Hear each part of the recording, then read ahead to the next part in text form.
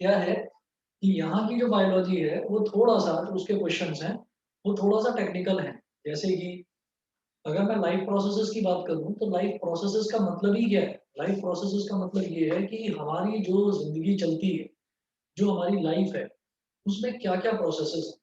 उसके प्रोसेसेस को अगर हम एक-एक करके स्टार्ट करना शुरू करें, तो जो पहला प्रोसेस है, वो पहला प्रोसेस ही साँस लेने से शुरू होता है कि हम सबसे पहले साँस लेते हैं।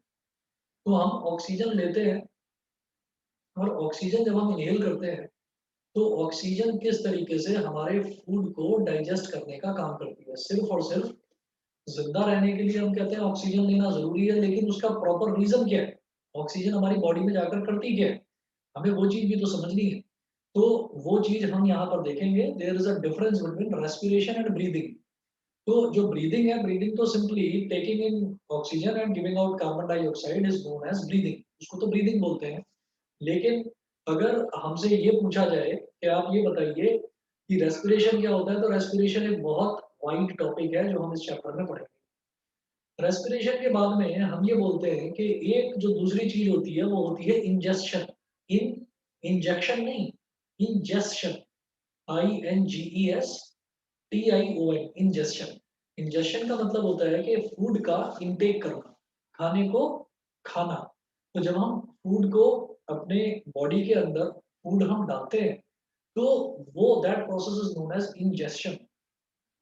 ये दूसरा लाइफ प्रोसेस है। ये भी कैसे-कैसे हमारे स्टमक तक पहुँचता है, वो इंजेस्शन के अंदर आता है। थर्ड होता है डाइजेशन। डाइजेशन का मतलब क्या होता है?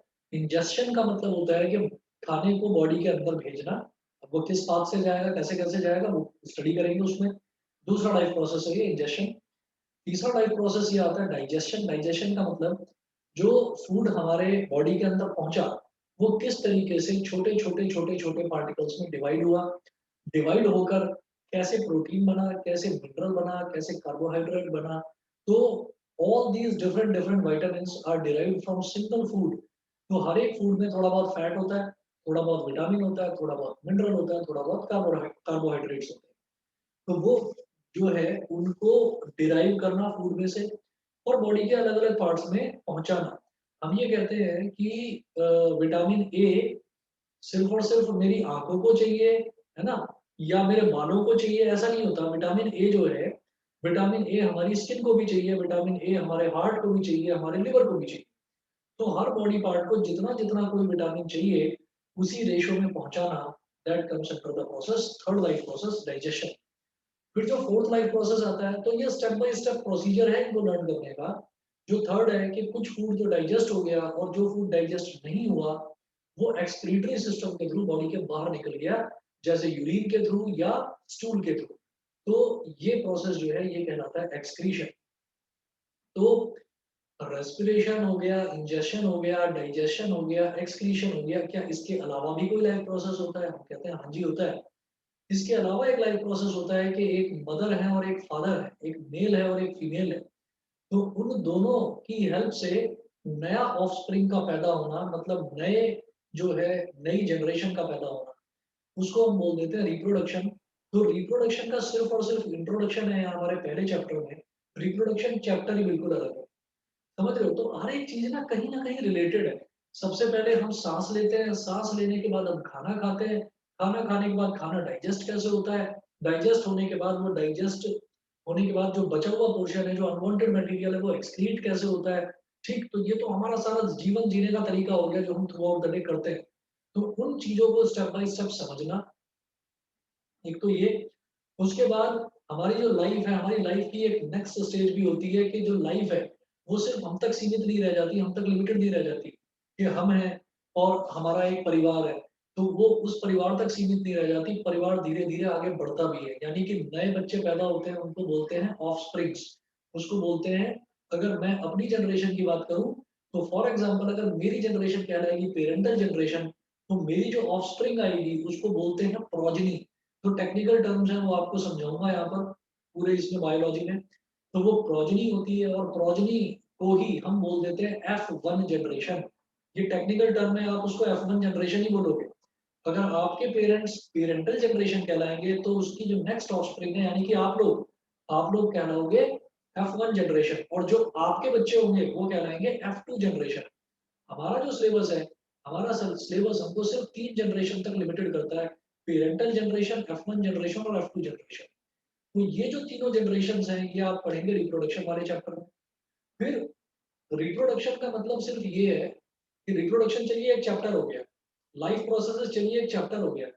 उसके बाद एक चैप्टर और आता है कि क्या हमने शादी करी और शादी करने के बाद हमारे बच्चे पैदा हो गए, तो क्या वहीं पर आकर लाइफ खत्म हो गई? नहीं, वहाँ पर खत्म नहीं हुई। अब क्या है आगे की कहानी कि अगर बच्चा आगे पैदा होता है, यानी कि जो प्रोजनी है, अगर जो नेक्स्ट जनरेशन है उसको हम प्रोजनी बोलते हैं, बायोलॉजी की टेक्निकल टर्म्स में हम उसको प्रोजनी बोलते हैं। ठीक है? तो मदर फादर जो है उनका जो अगला ऑफस्प्रिंग पैदा होता है उसको हम प्रोजनी बोलते हैं। तो फिर एक चैप्टर है, बड़ा इंटरेस्टिंग चैप्टर है, उसमें ये है कि प्रोजनी की कैरेक्टरिस्टिक्स, वो बच्चा जो अभी-अभी पैदा हुआ है, क्या आप उसकी कैरेक्टरिस्टिक्स स्टडी कर सकते हैं? क्या आप ये अंदाज़ा लगा सकते हैं कि मदर के बाल अगर ब्लैक कलर के हैं और फादर के बाल अगर ब्राउन कलर के हैं, तो बच्चे के बाल किस कलर के होंगे? क्या आप वो अंदाज़ा लगा सकते हैं? तो वो चीज़ यहाँ 10th में आप पढ़ेंगे बायो में। दूसरी चीज़, मदर का आपको ब्लड ग्रुप पता है और फादर का ब्लड ग्रुप पता है, तो क्या आप बच्चे का ब्लड ग्रुप बता सकते हो? तो यस, ये चीज़ आप पढ़ोगे, आप बता पाओगे। हालाँकि ब्लड ग्रुप भी अलग-अलग तरह के होते हैं, जैसे कि B negative, B positive, AB negative, AB positive. तो नेगेटिव और पॉजिटिव तो अपने सिलेबस में नहीं है, लेकिन हाँ, हम इतना ज़रूर बता सकते हैं कि मदर का ब्लड ग्रुप मेरे पास है और फादर का ब्लड ग्रुप है, तो आप सब बच्चे बता पाओगे कि ब्लड ग्रुप बच्चे का कौन-सा होगा, ये आप बता पाओगे। ठीक है? कैरेक्टरिस्टिक्स अगर आपको पता है, तो जीन्स को स्टडी करेंगे यहाँ पर। हेरिडिटी वाला एक चैप्टर है, उसमें हम जीन्स को स्टडी करेंगे और फिर एक चैप्टर हेरिडिटी में ही जो सेकंड पार्ट है, वो सेकंड पार्ट आता है इवोल्यूशन का। तो इवोल्यूशन का मतलब ये है कि आज मैं अपने घर की छत पर खड़ा होता हूँ और मैं घर की छत पर खड़े होकर देखता हूँ कि मुझे कबूतर नज़र आता है, मुझे स्पैरो नज़र आती है, मुझे पैरट नज़र आता है, लेकिन मुझे क्रो नज़र नहीं आता। मुझे ईगल नज़र नहीं आती, मुझे हॉक नज़र नहीं आता और वल्चर को तो भूल ही जाओ। वल्चर यानी कि गिद्ध, शायद आप लोगों ने देखा भी नहीं होगा। तो जो इवोल्यूशन वाला चैप्टर है, इवोल्यूशन वाला चैप्टर इस चीज़ के प्रूफ देगा आपको कि कहीं न कहीं जो हमारी ये पूरी अर्थ है, इस पर कहीं न कहीं डायनासोर एक्सिस्ट करते थे। और डायनासोर जो है, वो डायनासोर बने किससे? वो बने किसी लिज़र्ड से थे। मतलब ओरिजिनली अगर शुरुआत में लिज़र्ड थी, तो धीरे-धीरे, धीरे-धीरे 100 या 150 या 200 मिलियंस ऑफ इयर्स जब जब जब इयर्स जो है वो बीतते चले गए, 100 या 150 मिलियंस ऑफ इयर्स जब बीत गए, तब पता चला कि अगर ये छिपकली का आगे वाला हाथ है और पीछे छिपकली का पीछे वाला हाथ है, तो आगे वाले और पीछे वाले हाथ के बीच में एक मेम्ब्रेन बनना शुरू हो गया, स्क्रिन स्किन का मेम्ब्रेन। और 100 150 मिलियन साल बाद वो जो मेम्ब्रेन था, उस मेम्ब्रेन ने बड़े-बड़े विंग्स की शेप ले ली और 100 150 मिलियन बाद जो लिज़र्ड थी, लिज़र्ड की बॉडी धीरे-धीरे, धीरे-धीरे डेवलप होते-होते बहुत बड़ी शेप ले गई।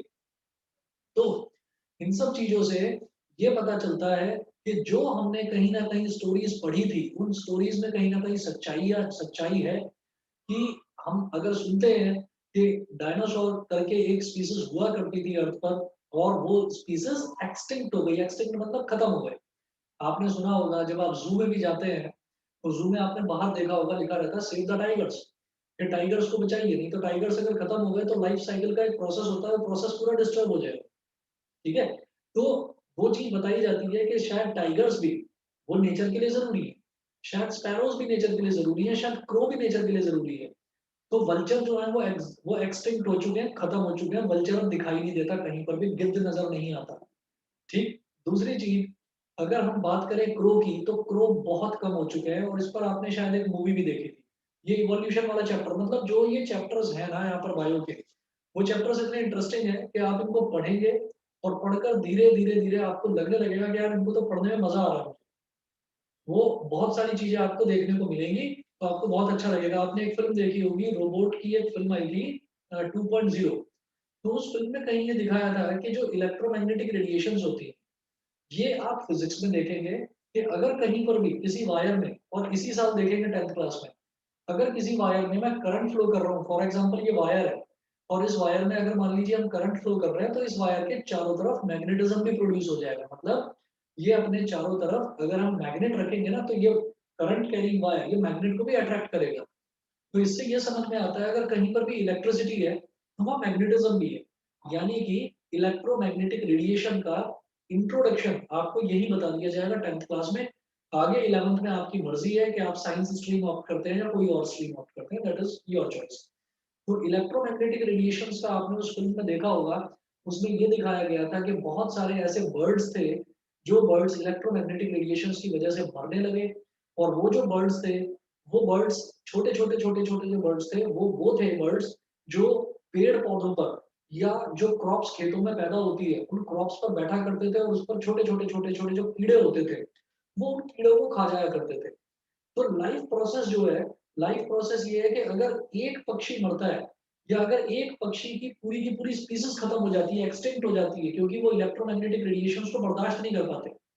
तो अगर वो पूरी की पूरी स्पीशीज खत्म हो जाती है, तो उससे क्या-क्या नुकसान हो सकता है कि वो जो छोटे-छोटे कीड़े हैं, वो पूरी की पूरी क्रॉप्स को बर्बाद कर सकते हैं और वो क्रॉप्स हम लोगों को खानी थी, हम लोगों को वो क्रॉप्स नहीं मिलेगी, तो एक पक्षी के मरने से या एक पक्षी की स्पीशीज के मरने से पूरी की पूरी जो ह्यूमैनिटी है, वो पूरी की पूरी ह्यूमैनिटी जो है वो हंगर की तरफ चली जाएगी। उन सब लोगों को खाने को नहीं मिलेगा। और अगर हम ये सोचें कि चलो वो पक्षी नहीं रहा या वो स्पीशीज़ खत्म हो गई, तो हम शायद पेस्टिसाइड डालकर उन क्रॉप्स को ठीक कर दें, तो वो क्रॉप्स पर से कीड़े तो मर जाएँगे, लेकिन वो जो पेस्टिसाइड है उसका हार्मफुल इफ़ेक्ट उन क्रॉप्स पर रह जाएगा और वो जो क्रॉप्स हैं, उन क्रॉप्स को जब हम खाएँगे तो हमारी बॉडी के लिए वो बहुत हार्मफुल होगा and that that harmful effect results in a disease called cancer. तो ये सारी चीज़ें जो हैं, ये सारी चीज़ें रिलेटेड हैं लाइफ प्रोसेसेस से, ठीक है? तो जो एक्सटिंक्ट स्पीशीज़ हैं, एक्सटिंक्ट स्पीशीज़ बहुत इम्पोर्टेंट हैं, जो आप इवोल्यूशन वाले चैप्टर में यहाँ पर देखेंगे और हर चैप्टर ऐसा नहीं लगेगा कि एक चैप्टर आपने कर लिया, तो आपको दूसरा चैप्टर ऐसा लगेगा कि अरे यार, ये तो बिल्कुल नई चीज़ आ गई, ऐसा नहीं है।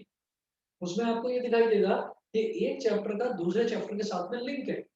हेरिडिटी हेरिडिटी ये समझाती है कि अगर मान लीजिए मैं हूँ और मान लीजिए मेरा जो फेस है वो थोड़ा-थोड़ा मेरी मदर से, थोड़ा-थोड़ा मेरे फादर से मिलता है, ठीक है? तो अब हेरिडिटी का नेक्स्ट स्टेज ये है इवोल्यूशन। इवोल्यूशन ये है कि मेरी मदर की कुछ हाइट है, मेरे फादर की कुछ हाइट है और मेरी हाइट शायद उनसे थोड़ी-सी ज़्यादा है। आगे-आगे जब हमारी ऑफ़स्प्रिंग पैदा होगी तो मेरी कुछ हाइट होगी, मेरी वाइफ़ की कुछ हाइट होगी, तो मेरी ऑफ़स्प्रिंग की हाइट शायद हमसे कुछ ज़्यादा हो। आगे आने वाली स्पीशीज़ की हाइट और कुछ ज़्यादा हो, तो शायद आज से 100 150 मिलियन साल बाद 100 150 मिलियन साल बाद शायद कुछ ऐसा हो कि जो ह्यूमन बीइंग्स हैं, ह्यूमन बीइंग्स बहुत बड़े-बड़े जायंट साइज़ के होने लगे या बहुत छोटे-छोटे ड्वार्फ साइज़ के होने लगे, ठीक है? तो ये जो इवोल्यूशन है, इवोल्यूशन की थ्योरी को हम नकार नहीं सकते, इवोल्यूशन की थ्योरी को हम गलत नहीं कह सकते। फॉर एग्जाम्पल आप लोगों ने शायद पढ़ा है या नहीं पढ़ा, अगर आप हिस्ट्री की कोई बुक देखेंगे या अगर आप हिस्ट्री चैनल पर भी देखेंगे तो आप सुनेंगे कि हमारे यहाँ इंडिया में जो पहले वॉरियर्स पैदा हुआ करते थे, चाहे फिर वो महाराणा प्रताप हो, चाहे पृथ्वीराज चौहान हो, तो ये जो बड़े-बड़े वॉरियर्स थे इनके बारे में हमने ये सुना है और हमने ये पढ़ा भी है कि ये 7 फुट लंबे हुआ करते थे, 8 फुट लंबे हुआ करते थे। ये ऐसे थे, महाराणा प्रताप ऐसे थे या पृथ्वीराज चौहान ऐसे थे कि उनका जो स्वॉर्ड थी और स्वॉर्ड के साथ में वो जो ढाल होती है, वो ढाल कुछ लोगों ने छुपा दी थी उनको मारने के लिए, तो उन्होंने एक बहुत बड़ा फोर्ट था, उस फोर्ट के पूरे दरवाजे को उखाड़ कर और पूरी सेना को पीछे धकेल दिया था। तो ये चीज़ सुनते हैं ना तो बड़ी हँसी आती है, फालतू की कहानियाँ सुना रहे हैं हमको, है ना? ऐसा क्या कुछ होता है? ऐसा कुछ नहीं होता। तो शायद आज से 700-800 साल पहले जब भी महाराणा प्रताप या पृथ्वीराज चौहान, मेरे को याद नहीं है कौन-सी ईयर था उनका, ईयर ऑफ बर्थ, तो वो मुझे याद नहीं, लेकिन शायद आज से 700-800 साल पहले जब वो रहे होंगे तो शायद ऐसा हुआ होगा कुछ। क्योंकि हम अगर टच में रहते हैं तो हम अपने ग्रैंड पेरेंट्स के टच में रहते हैं, तो हमारे ग्रैंड पेरेंट्स भी हमको ये बताते हैं कि बेटा मैं जो हूँ ना, मैं 40-40 किलोमीटर पैदल जाया करता था। मैं 50-50 किलोमीटर पैदल जाया करता था, जो हमारे ग्रैंड पेरेंट्स हमको बताते हैं। ठीक है? और हमको सुन के हँसी आती है कि बाबा जी ये फालतू की कहानी मत सुनाओ हमको, हमें नहीं समझ में आ रहा क्या फालतू में 40-50 किलोमीटर पता है कितना होता है? तो हम उनको उल्टा सिखाने लगते हैं और फिर उनको कहीं न कहीं उनके मन में ये आता है कि ये मेरी बात पे यकीन क्यों नहीं कर रहा बच्चा। तो सीधी-सीधी बात ये है कि जो इवोल्यूशन वाली जो स्टोरी है, हालाँकि जो अभी लास्ट ईयर जो अभी जिन बच्चों के एग्ज़ाम कैंसल हुए हैं, इनके सिलेबस में से इवोल्यूशन हटा दिया गया था, लेकिन आप लोग पढ़ेंगे। आप लोग पढ़ेंगे, आप डायनासोर की हिस्ट्री भी पढ़ेंगे, आप वहाँ पर जो लिज़र्ड है, लिज़र्ड की भी आप हिस्ट्री पढ़ेंगे, आप वहाँ पर ये भी देखेंगे वल्चर कैसे एक्सटिंक्ट हुआ। और कहीं न कहीं ईगल से ही वल्चर में कन्वर्ट हुआ था, ईगल ही वल्चर बना था। तो ये सारी स्टोरीज़ आप पढ़ेंगे और आपको बड़ी इंटरेस्टिंग लगेगी। आपको लगेगा कि हाँ, एक-एक चीज़ किसी न किसी चीज़ से रिलेटेड है, किसी न किसी चीज़ से लिंक्ड है। तो कहीं भी आपको रटने की ज़रूरत नहीं पड़ेगी और जो 9th में आप करके आए हैं, काफ़ी बोरियत भरा बायो आप पढ़ के आए हैं, वो वाली चीज़ यहाँ पर नज़र नहीं आएगी। मैं भी कोशिश करूँगा कि चीज़ों को काफ़ी इन्फॉर्मेटरी तरीके से आपको समझाऊँ। कहीं भी कोई चीज़ ना समझ में आए तो प्लीज़ पूछना दोबारा। तो हम लोग चलिए स्टार्ट करते हैं। जैसे पहला हमारा चैप्टर है life processes.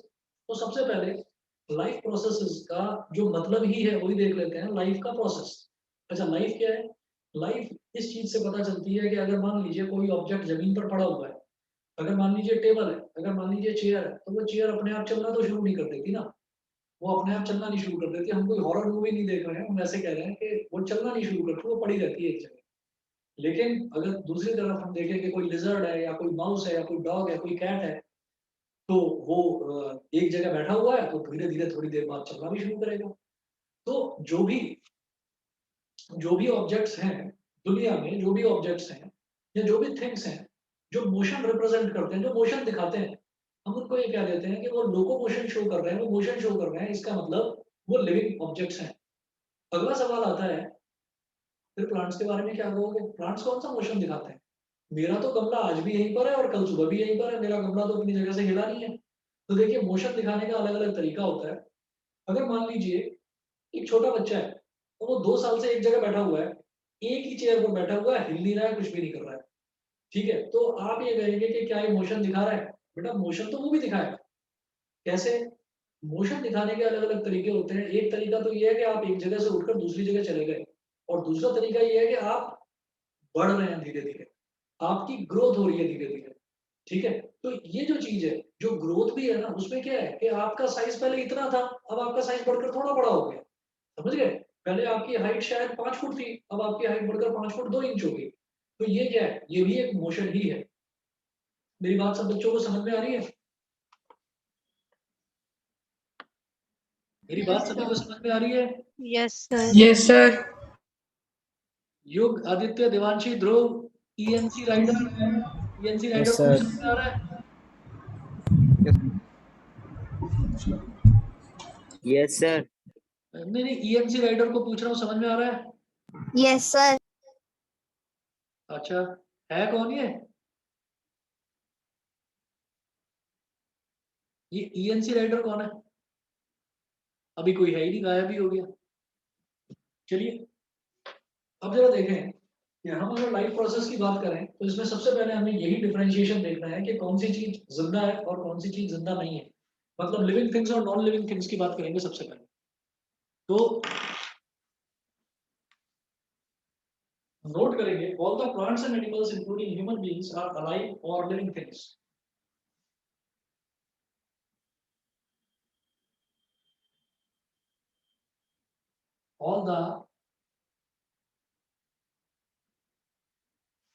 All the plants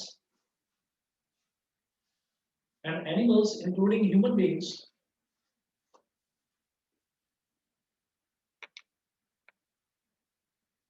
अच्छा ये क्षितिज था ईएनसी राइडर, ओके। सर वो एक्चुअली मेरे कजन ब्रदर ने कर दिया था सर, मेरे को नहीं पता, तो सॉरी। अच्छा, ओके। अच्छा, वैसे मीटिंग जो है ना, लीव करने की जरूरत नहीं पड़ती, आप मीटिंग में रहते रहते भी नाम बदल सकते हो अपना। All the plants and animals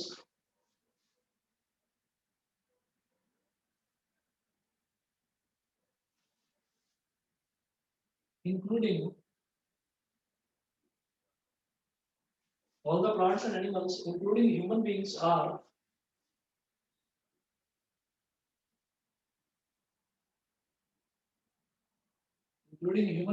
are alive or living things, are alive or living things। हम जानते हैं जितने भी प्लांट्स हैं, जितने भी एनिमल्स हैं, सब जिंदा होते हैं, ठीक है? तभी तो वो मोशन शो करते हैं ना। प्लांट्स को आप लगातार पानी देना शुरू करो, 1 दिन 2 दिन 3 दिन 4 दिन, आप देखोगे धीरे-धीरे नए उसमें से लीव्स निकलनी शुरू होती हैं, उसका थोड़ा-सा ग्रोथ दिखना शुरू होता है, तो इट शोज़ कि वो लिविंग थिंग है। कोई प्लास्टिक की चेयर है, उस पर पानी देना शुरू करोगे तो क्या वो ग्रोथ हो जाएगी उसकी? वो उतनी की उतनी रहेगी, ठीक है? तो ये डिफरेंस है लिविंग थिंग्स और नॉन लिविंग थिंग्स में। उसके बाद उसके बाद लिखेंगे the most important criteria to decide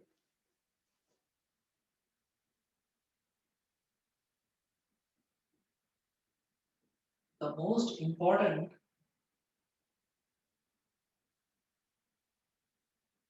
criteria the most important criteria to decide whether something is alive or not, whether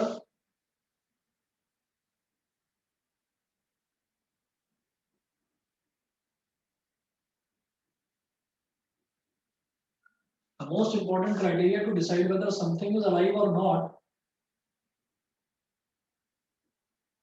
whether something is alive or not, is the movement.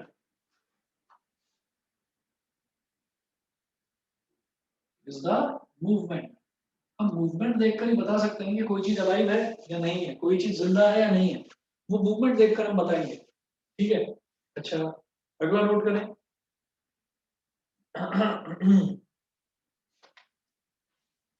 all the living things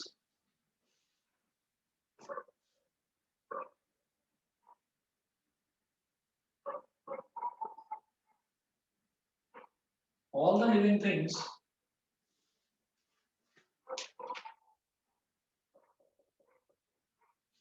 all the living things move by themselves without any external help.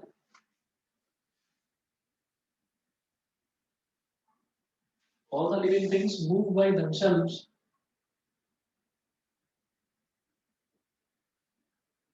without any external help.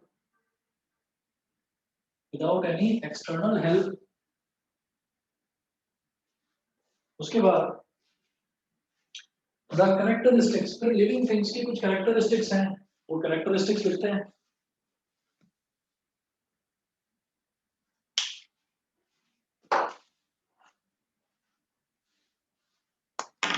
इसी के नीचे heading डालेंगे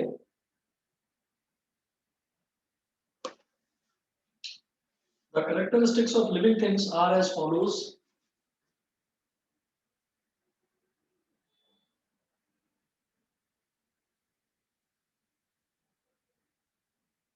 The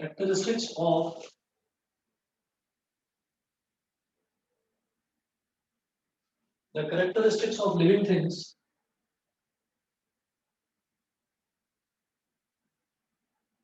are as follows. पहली characteristic note करें, they can move by themselves.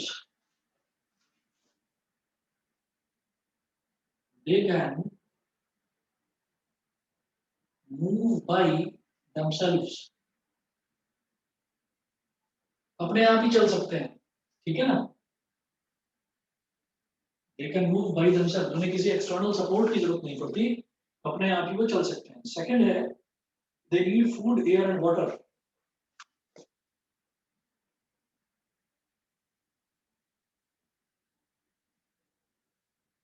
They need food, air and water. पानी चाहिए, हवा चाहिए और खाना चाहिए। They need food, air and water.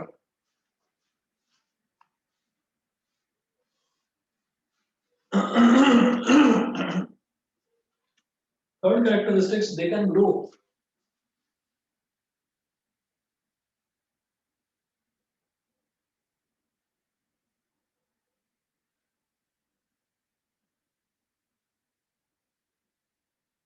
They can grow. Third characteristic है they can grow. Fourth है they can respond to changes around them.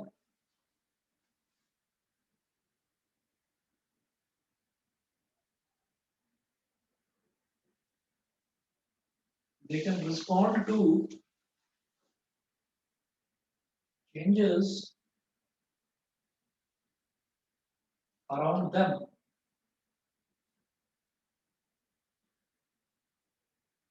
They can respond to changes around them. Full stop. That is, they are sensitive.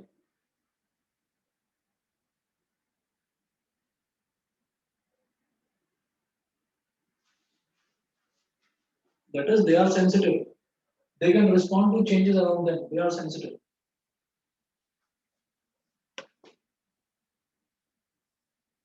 Fifth है, they can respire. मतलब वो सांस ले सकते हैं.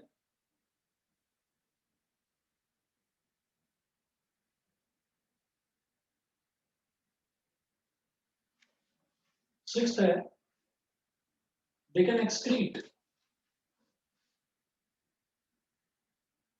Excrete का मतलब कि जो भी वेस्ट प्रोडक्ट है बॉडी का उसको बाहर निकाल सकते हैं. They can excrete. Seventh property, they can reproduce. They can reproduce. मतलब उनकी ऑफस्प्रिंग भी आगे पैदा हो सकती है. They can reproduce. और ये सारी चीजें प्लांट्स पर और एनिमल्स पर दोनों पर एप्लीकेबल है. अब हम ये कहते हैं कि सबसे पहले हमें ये पढ़ना होगा कि जो कोई भी लिविंग ऑब्जेक्ट है वो लिविंग ऑब्जेक्ट जिंदा कैसे रह सकता है, लाइफ कैसे बनी रहे. ठीक है, तो वो लाइफ बनी रहने के लिए सबसे पहला जो टॉपिक है वो है न्यूट्रिशन. तो सबसे पहले आप लिखेंगे energy is needed for the life processes.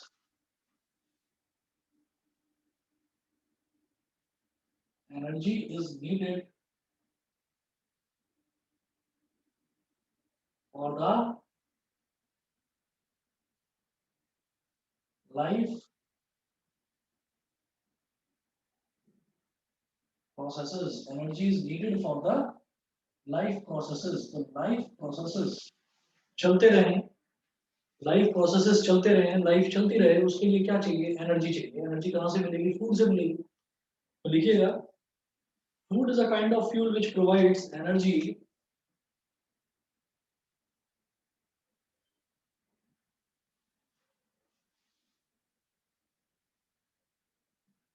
food is a kind of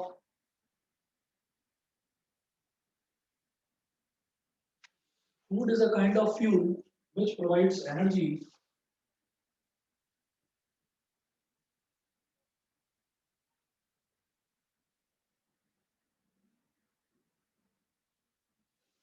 food is a kind of fuel which provides energy to all the living organisms.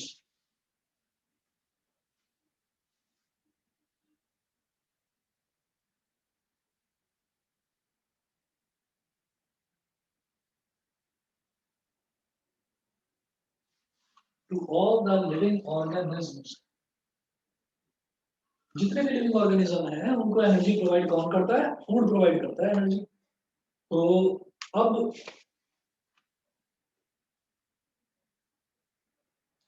Next लिखेंगे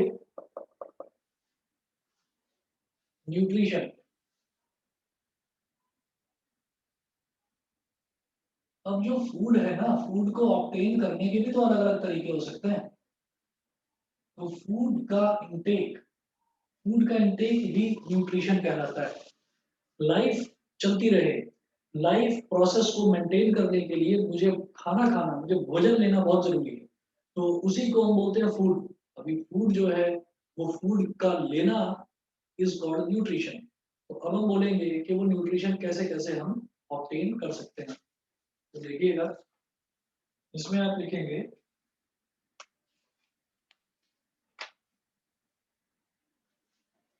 nutrition is a process of intake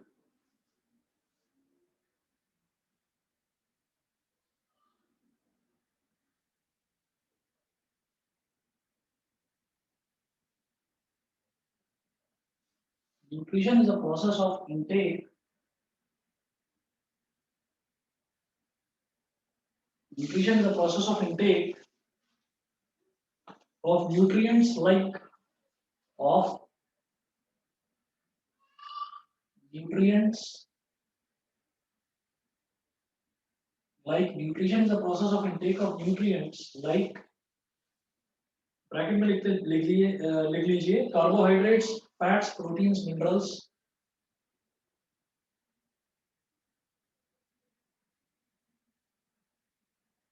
carbohydrates fats proteins minerals carbohydrates fats proteins minerals vitamins and water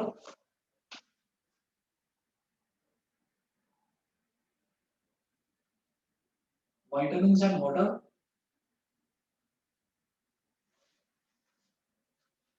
by an organism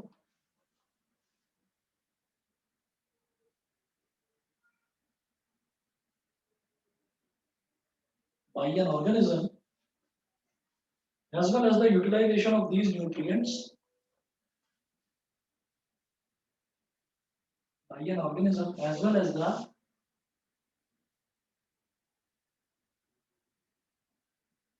utilization of these nutrients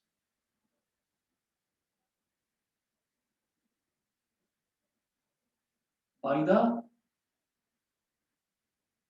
organism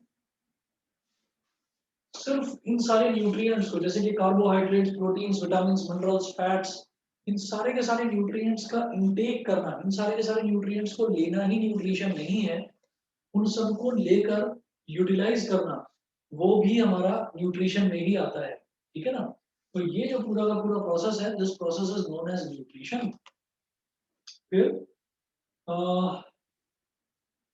modes of nutrition means अगला लिखेंगे इसी में next point लिखेंगे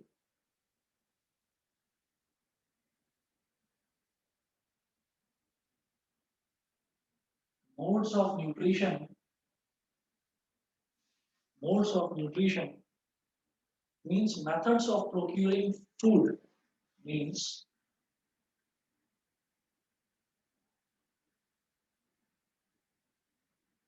methods of procuring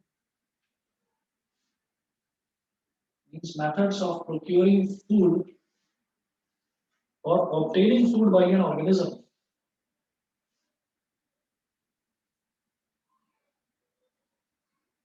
or obtaining food by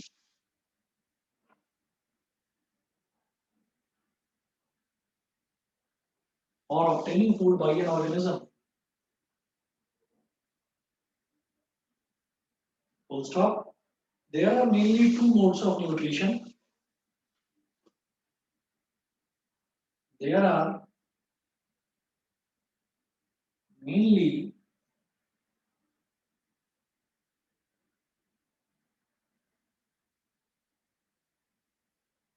there are mainly two modes of nutrition दो अलग अलग modes होती हैं न्यूट्रिशन की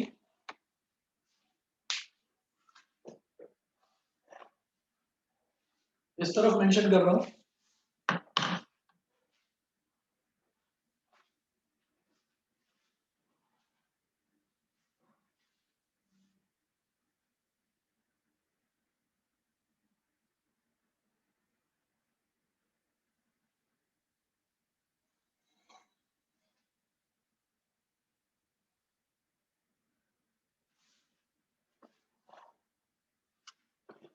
there are only two modes of nutrition first है ऑटोट्रॉफिक एंड सेकंड है हीटरोट्रॉफिक लिख लीजिए इधर ही ऑटोट्रॉफिक एंड सेकंड है heterotrophic autotrophic and heterotrophic autotrophic and heterotrophic अब फर्स्ट हेडिंग डालेंगे autotrophic mode of nutrition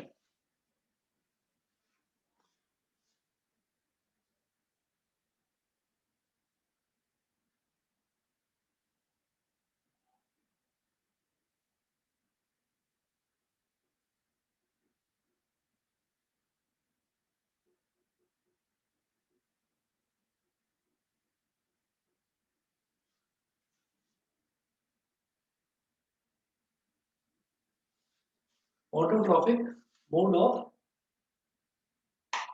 nutrition. अब अगर हम बात करते हैं ऑटोट्रॉफिक मोड ऑफ न्यूट्रिशन, अब जैसे मान लीजिए हमने किसी किसी मशीन की बात करी कि एक मशीन ऐसी है उसमें अगर मेरे को मशीन को फास्ट करना है तो मुझे फास्ट वाला बटन दबाना पड़ेगा, अगर मुझे स्लो करना है तो मुझे स्लो वाला बटन दबाना पड़ेगा, अगर मुझे मीडियम स्पीड पर रखना है तो मीडियम वाला बटन दबाना पड़ेगा। लेकिन कुछ मशीन्स ऐसी होती हैं जिनको हम बोल देते हैं कि ये ऑटोमेटिक मशीन है। तो ऑटोमेटिक मशीन क्या है कि वो जिस तरीके का रिक्वायरमेंट होगा वो उस हिसाब से ही अपनी स्पीड को एडजस्ट कर लेगी। तो ऑटो का मतलब ये होता है कि जो मशीन खुद से ही सेल्फ डिपेंडेंट होती है, कि उसको अपनी स्पीड बढ़ाने के लिए किसी ऑपरेटर की जरूरत नहीं पड़ती। फॉर एग्जांपल, हम किचन में कुछ मसाले हैं, उन मसालों को हम पीस रहे हैं, पाउडर बना रहे हैं इनका।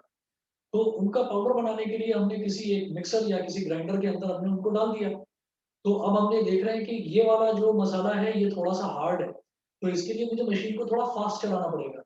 ये वाला मसाला ऑलरेडी बहुत ज़्यादा सॉफ्ट है, तो इसके लिए मुझे मशीन को थोड़ा सा स्लो पर चलाना पड़ेगा। तो ये चीज़ क्या है कि ये ऑपरेटर कंट्रोल्ड है, कि हम लोग कंट्रोल कर रहे हैं उसको, हम समझ रहे हैं, हम देख रहे हैं और उस हिसाब से हम उसको कंट्रोल कर रहे हैं मशीन को। लेकिन कुछ मशीन्स ऐसी होती हैं कि वो अपने आप ही ऑटोमेटिकली खुद को एडजस्ट करती हैं। आपको कुछ नहीं करना, आपको सिर्फ उसको ऑन करना है। ऑन करने के बाद में अगर ज़्यादा स्पीड से मशीन चलाने की ज़रूरत होगी तो मशीन अपने आप ही ज़्यादा स्पीड पर चलेगी, कम की ज़रूरत होगी तो कम पर चलेगी। जितनी देर उसको चालू रहना है वो उतनी देर चालू रहेगी, बाकी टाइम पर वो बंद हो जाएगी। तो ये वाला जो तरीका है, this method, this type of machine is called automatic machine. ये ऑटोमेटिकली अपने आप ही खुद को एडजस्ट कर लेती है। ठीक है। तो इसी तरीके से जो ये ऑटोट्रॉफिक मोड ऑफ न्यूट्रिशन है, ऑटोट्रॉफिक मोड ऑफ न्यूट्रिशन का मतलब क्या है कि जहां पर जो इंडिविजुअल है वो अपना खाना खुद ही प्रिपेयर करता है। ठीक है, किसी चीज पर डिपेंड होने की जरूरत नहीं है। वो अपना खाना खुद ही प्रिपेयर करता है। ऐसा नहीं है कि उसको किसी दूसरे एनिमल को खाना पड़े या उसको किसी दूसरे प्लांट को खाना पड़े। तो वो किसी भी दूसरी चीज पर डिपेंड ही नहीं करता, वो टोटली खुद पर ही डिपेंड करता है, खुद ही अपना खाना प्रोड्यूस करता है, खुद ही अपना खाना बनाता है। समझ में आ गया बेटा सबको? Yes sir. Yes, सभी sir. को क्लियर है ऑटोट्रॉफिक मोड ऑफ न्यूट्रिशन? तो अब इसमें आप नोट करेंगे ऑटोट्रॉफिक मोड ऑफ न्यूट्रिशन में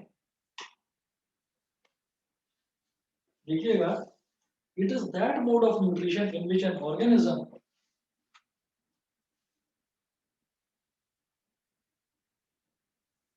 it is that mode of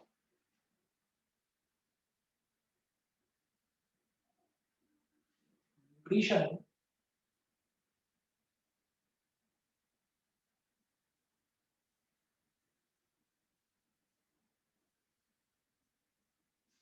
it is that mode of nutrition in which an organism makes or synthesizes its own food, makes or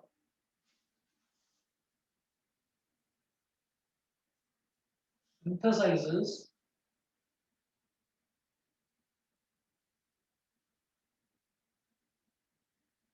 it is that mode of nutrition in which an organism makes or synthesizes its own food from the simple inorganic materials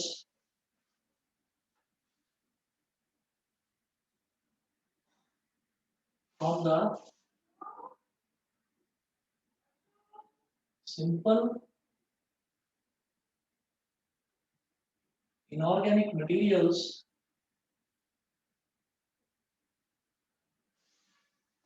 from the simple inorganic materials like carbon dioxide and water, like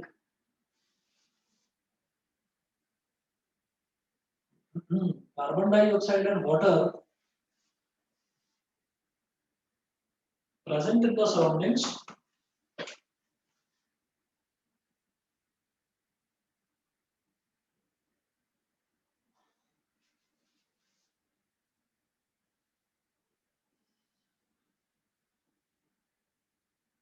present in the surroundings bracket में लिखिएगा with the help of sunlight energy.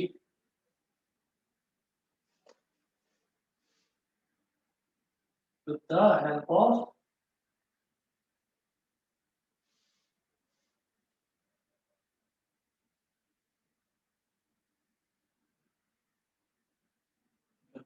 Of sunlight energy. ये जो sunlight की जो energy होती है उसके help से ही कार्बन डाइऑक्साइड और वाटर जो एटमॉस्फेयर में प्रेजेंट होता है ये उसी को सिंथेसाइज करके यूज करके अपना खाना खुद बना लेते हैं। जैसा कि मोस्टली आप प्लांट्स को देखते हैं तो प्लांट्स में हम ये कहते हैं कि प्लांट्स के अंदर एक ग्रीन कलर का पिगमेंट होता है जिसको क्लोरोफिल बोलते हैं। तो वो क्लोरोफिल की हेल्प से हम उनको पानी देते हैं और एटमॉस्फेयर में जो है जो सनलाइट है वो मौजूद होती है। तो वो सनलाइट कार्बन डाइऑक्साइड और वाटर इन दोनों तीनों चीजों की हेल्प से वो खुद ही अपना फूड बना लेते हैं। उनको बाहर से कहीं किसी तरीके का फूड लेने की जरूरत नहीं होती। ठीक है। तो ऐसे जो ऑर्गेनिज्म होते हैं हम ये बोलते हैं इनको ऑटोट्रॉफ्स बोल देते हैं। दोज ऑर्गेनिज्म या आप लिखिए सच organisms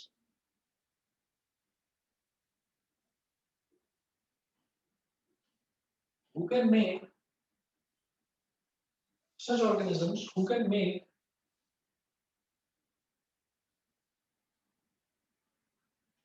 their own food from CO2 and H2O, make their own food from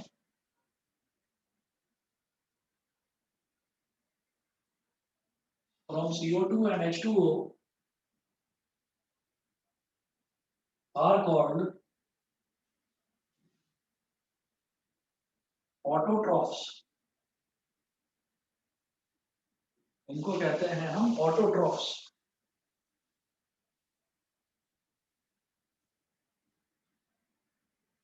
Autotrophs contain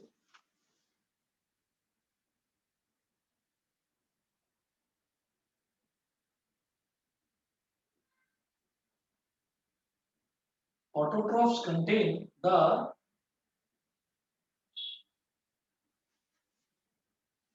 autotrophs contain the green pigment called chlorophyll।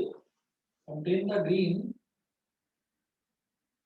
pigment called chlorophyll। Green pigment called chlorophyll।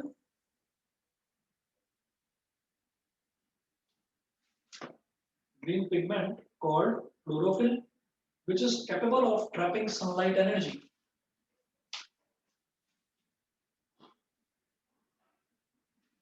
Which is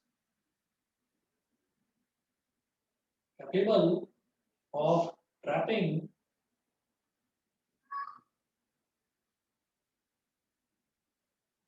sunlight energy. ये ना green pigment chlorophyll होता है। Chlorophyll के अंदर ही ये capability होती है, ये कैपेसिटी होती है कि वो सनलाइट एनर्जी को ट्रैप कर लेता है, अपने अंदर स्टोर कर लेता है। ठीक है ना। जैसा कि आप ये देखिए, जैसा कि सोलर पैनल होता है, सोलर पैनल सनलाइट एनर्जी को एब्जॉर्ब करके अपने अंदर स्टोर कर लेता है और फिर उससे इलेक्ट्रिसिटी बना देता है। उसी तरीके से ग्रीन पिगमेंट जो है, ग्रीन पिगमेंट के अंदर ये कैपेबिलिटी होती है कि वो सनलाइट एनर्जी को एब्जॉर्ब करता है और उसका कॉम्बिनेशन वाटर के और कार्बन डाइऑक्साइड के साथ बनाकर अपने लिए फूड प्रिपेयर करता है।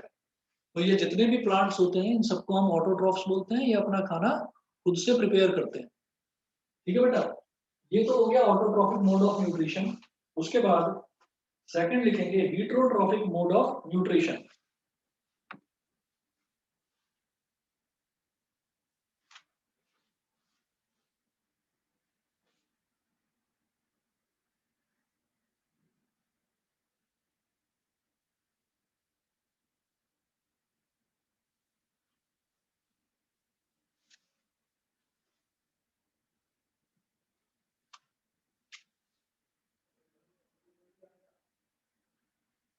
सेकंड है heterotrophic mode of nutrition.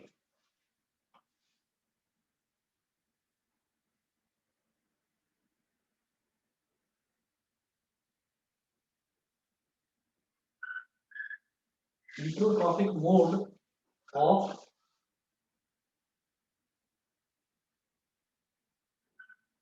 Nutrition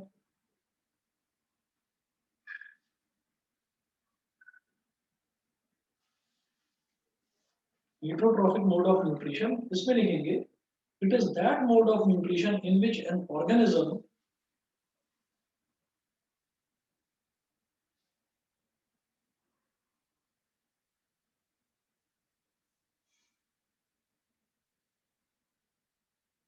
it is that mode of nutrition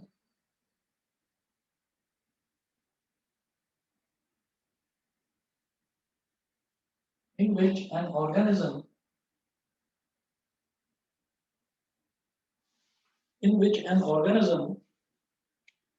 cannot make its own food from simple inorganic materials,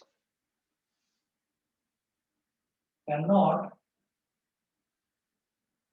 make its own food from simple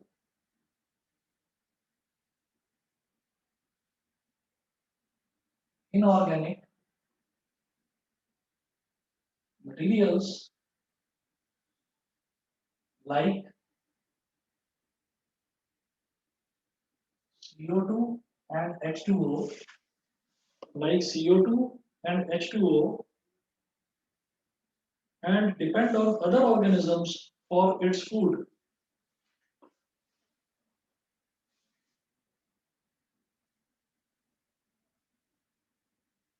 And depends on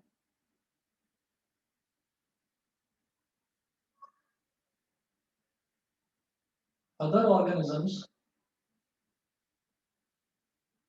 for its food. ये वो mode of nutrition है, जैसे कि हम लोग हैं तो हम लोग क्या करते हैं, हम लोग प्लांट्स पर डिपेंड करते हैं, हम लोग फ्रूट्स हैं, वेजिटेबल्स हैं, ये सारी चीजें हम खाते हैं। तो कभी ऐसा मत कर देना कि बैठकर सोचो कि कार्बन डाइऑक्साइड और वाटर के हिसाब से ही मैं कुछ अपना खुद से खाना बना लूँ, तो वो तो नहीं होता। तो इसलिए जो हम लोग हैं वो heterotrophic mode of nutrition follow करते हैं कि हमको कहीं ना कहीं से वीट चाहिए, राइस चाहिए, वेजिटेबल्स चाहिए, फ्रूट्स चाहिए, तो ये सारी चीजें जो है हमको दूसरे प्लांट से, या मिल्क चाहिए तो वो एनिमल्स से वो हमको मिलता है। तो ये हम किस कैटेगरी में आ गए, हम आ गए हेटेरोट्रॉफिक मोड ऑफ न्यूट्रिशन में। हम अपना खाना खुद नहीं बना सकते, ठीक है ना। तो अपना खाना खुद बनाने का मतलब ये नहीं है कि किचन में हम अपना खाना खुद बना रहे हैं, नहीं। अपना खाना खुद बनाने का मतलब ये है कि animals who can make their own food with the help of simple inorganic materials like CO2, water and sunlight. तो इन तीन चीजों की हेल्प से अगर कोई अपना खुद का खाना बना पाता है तो उसको हम बोल देते हैं ऑटोट्रॉफ। नहीं तो उसके अलावा जितने भी एनिमल्स हैं वो सब हेटेरोट्रॉफ्स कहलाते हैं, heterotrophic mode of nutrition follow करते हैं, ठीक है। उसके बाद में such animals are called heterotrophs.